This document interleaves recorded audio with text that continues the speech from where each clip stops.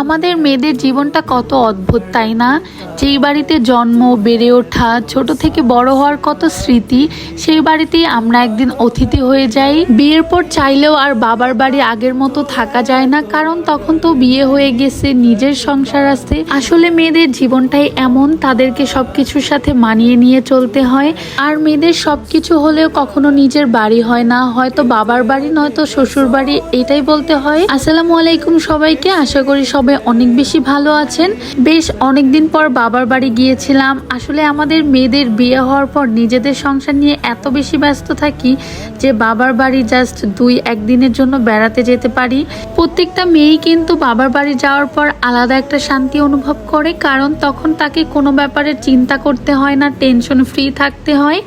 আজকে আমি আমার বাবার বাড়িতে দাওয়াতের একটা ভিডিও শেয়ার করি। অবশ্যই আপনারা কমেন্ট করে জানাবেন আমার এই ভিডিওটা আপনাদের কাছে কেমন লেগেছে। আমি গিয়েছি, তার পরের দিন হচ্ছে বাসায় সবার দাওয়াত ছিল, যার জন্য রান্না বান্না চলতেছিল। আসলে আমি যেহেতু অনেক দেরি করে বাবার বাড়ি বেড়াতে যাই, তখন হচ্ছে আমার বাকি 2 বোনও আসে, এবার হচ্ছে আমার খালা শাশুড়িরাও আসছিল। আমি বাবার বাড়ি যাওয়ার পর সবসময় আমার বাবা জিজ্ঞাসা করবে কি বাজার করব, কি খাবি তুই, এবং যদি দাওয়াত হয় তখন আমাকে জিজ্ঞাসা করবে কি কি রান্না করলে ভালো হয়। এবং আমরা যখন 3 বোন একসাথে হই, আমার বাবা কিন্তু সবসময় বাসার মধ্যেই থাকে, তেমন একটা বের হয় না, আমাদের সাথে অনেক কথাবার্তা বলে। আসলে বাবারা এমনই হয়, তারা একটু মেয়েদেরকে বেশি ভালোবাসে। এদিকে হচ্ছে রান্না বান্না চলতেছিল, আমি তেমন কিছু করতেই পারি না, আমি শুধু বসে বসে ভিডিও করতেছিলাম।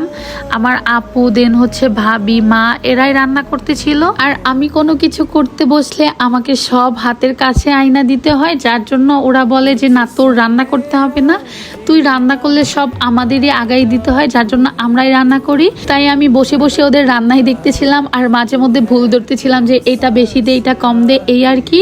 এদিকে ফার্স্টে রুই মাছ রান্না করে নিছে, তারপর হচ্ছে চিংড়ি মাছগুলো ভাজতেছিল। আর আমি কিন্তু টুকটাক একটু একটু কাজও করতেছিলাম, কারণ আজকে যেহেতু অনেক মানুষ আসবে বাসায়, টুকটাক একটু ভালোই ঝামেলা হচ্ছিল। এদিকে বড় আপু মাছগুলো ভাইজা দিছে, এরপর ভাবলাম আমি মাছটা ভুনা করি। আর চিংড়ি মাছ ভুনা করা তো একদম সহজ, এটা যে কেউই রান্না করলে খেতে বেশ মজাই হয়। আর মাশাআল্লাহ এই কালো কড়াইতে রাখার পর মাছগুলো অনেক বেশি সুন্দর লাগতেছিল, তাই একটু ভিডিও করছি। আমি চিংড়ি মাছের মশলাটা ভালোভাবে কষাই দিন, চিংড়ি মাছগুলোকে দিয়েও একটু ভালোভাবে কষাই নিতেছিলাম। কষানো হয়ে গেলে এটা সিদ্ধ হওয়ার জন্য পরিমাণ মতো পানি দিয়ে দিচ্ছি। চিংড়ি মাছটা যেহেতু পোলাওর সাথে খাবে, তাই এইখানে বেশি ঝোলও রাখা হয় নাই, ঝোল রাখলে বেশি একটা ভাল লাগবে না। এই তো ফাইনালি চিংড়ি মাছ ভুনা হয়েছে। আর অন্য চুলায় আপু আবার রোস্ট রান্না করে নিছে, এইদিকে হচ্ছে পোলাও উঠাই নিতেছিল। ফার্স্টে হচ্ছে আমার দুলা ভাইদের খাইতে বসাই দেওয়া হয়েছে। আর আপনারা কারা কারা রোস্টের এই যে উপরে গুঁড়া দুধ দেন বলেন তো? আমাদের বাসায় তো রান্না করার মধ্যেও দেয়, তারপর হচ্ছে একদম যখন রান্না করা হয়ে যায় তখনও উপরে দিয়ে জাস্ট উল্টে পাল্টে বাটিতে রোস্টগুলো উঠে ফেলায়। এতে এদিকে সব খাবার রেডি করা হয়েছে, দেন হচ্ছে সব মেহমান চলে আসছে, আমরা সবাই মিলে খাইছি। আজকে খাবারে ছিল সিম্পল চিংড়ি মাছ ভুনা, রুই মাছ ভুনা, রোস্ট, পোলাও, দেন হচ্ছে গরুর মাংস ভুনা, সাথে রুটি পিঠাও বানানো হয়েছে, আর সালাদ তো ছিল। এরপর মা হচ্ছে পায়েস রান্না করছিল, মিষ্টি ছিল, এই তো। দেন আমরা খাওয়া দাওয়া করে আমরা একটু আমাদের এলাকায় একটা পার্কের মতো হয়েছে, ওইখানে সবাই ভ্যানে চড়ে ঘুরতে গেছিলাম, বাসা থেকে 2-3 মিনিটের মতো।